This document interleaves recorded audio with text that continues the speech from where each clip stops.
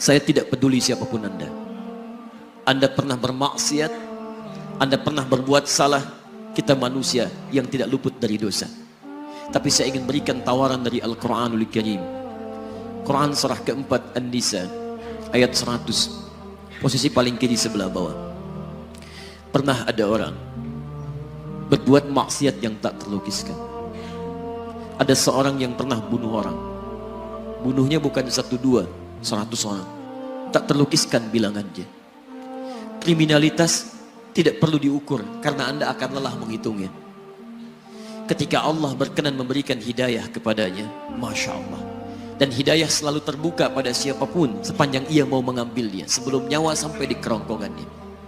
Tiba-tiba datang ia pada seorang alim dan berkata, saya ingin berubah.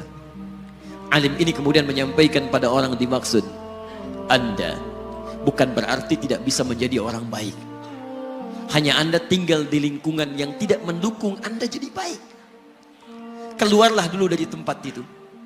Pergilah ke majlis ilmu si fulan, tempatnya ada di sana. Datang ke sana, belajarlah, dan Allah akan bimbing Anda berubah dari keburukan menjadi orang yang terbaik. Didengarlah nasihat alim ini. Berangkatlah orang dimaksud, menempuh perjalanannya. Tiba-tiba Masya Allah, belum sampai ke tujuan, di pertengahan jalan, konon disebutkan lebih sejengkal, tiba-tiba maut datang menjemputnya. Thumma yudrikul maut. Apa yang terjadi?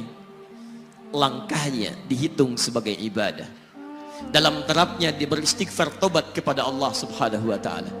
Taubat yang menghadirkan cinta Allah subhanahu wa ta'ala. Quran surah kedua ayat 222 di ujung ayatnya. Innallaha yuhibbut tawwabin. Allah mencintai orang-orang taubat. Dan cinta Allah menghadirkan ampunan bagi seluruh dosanya. Quran surah ketiga Ali Imran ayat 31, paling kiri sebelah atas. Qul in kuntum tuhibbunallaha fattabi'uni yuhibbukumullah. Allah cintai orang yang mau taat pada Rasulnya. Lihat, ketika Allah mencintai seorang hamba, wa yaghfir lakum dzunubakum, Allah ampuni seluruh dosa-dosanya. Derap langkahnya menghadirkan istighfar, taubatnya menghadirkan cinta Allah menghadirkan seluruh ampunan bagi dosa-dosa yang ia miliki. Maka apa yang terjadi? Di tengah perjalanan maut menjemputnya, thumma yudrikhul maut faqad waqa'a ajruhu 'ala Allah. Dan pahala diberikan kepada orang tadi. Di jalan, maaf, maut datang, taubat diterima, dosa diampuni, dan amalan didapati dengan derap langkahnya. Maka apa yang terjadi? Thumma yudrikhul maut faqad waqa'a ajruhu 'ala Allah. Pahalanya dituliskan oleh Allah, dakhalal jannah, kata Nabi, masuk surga orang ini. Anda bisa bayangkan, pernah bunuh orang 100 orang, mabuk tak terlukiskan, kriminalitas tak perlu dihitung. Ketika dia mau bertobat, datang ke majlis ilmu, Masya Allah, meninggal di tengah jalan, kata Nabi, dakhalal jannah. Bertobat diampuni dosanya, derap langkahnya ada pahalanya, dakhalal jannah. Turun ayat untuk melukiskan tawaran yang sama kepada kita. Wa may yuhajir fi sabilillahi yajid fil ardi muraghaman katsiran was'a. Siapapun yang mau berubah kembali pada ketentuan jalan Allah, kalau dia masih punya batas-batas kehidupan, kami akan berikan kelapangan di sisa hidupnya dan kelimpahan-limpahan kenikmatan selama dia hidup.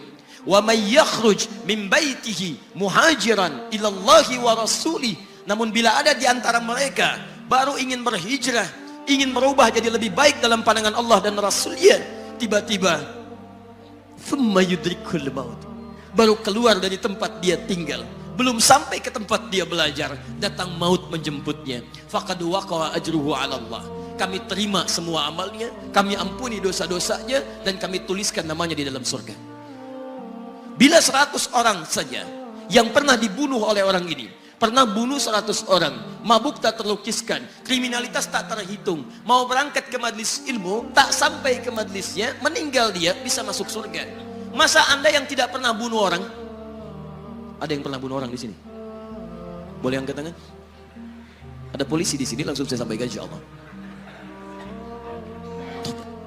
Anda gak pernah bunuh orang, Anda tidak pernah mabuk, Anda tidak pernah berbuat kriminalitas seperti orang dulu. Salah, wajar, tapi pintu tobat terbuka untuk kita semua.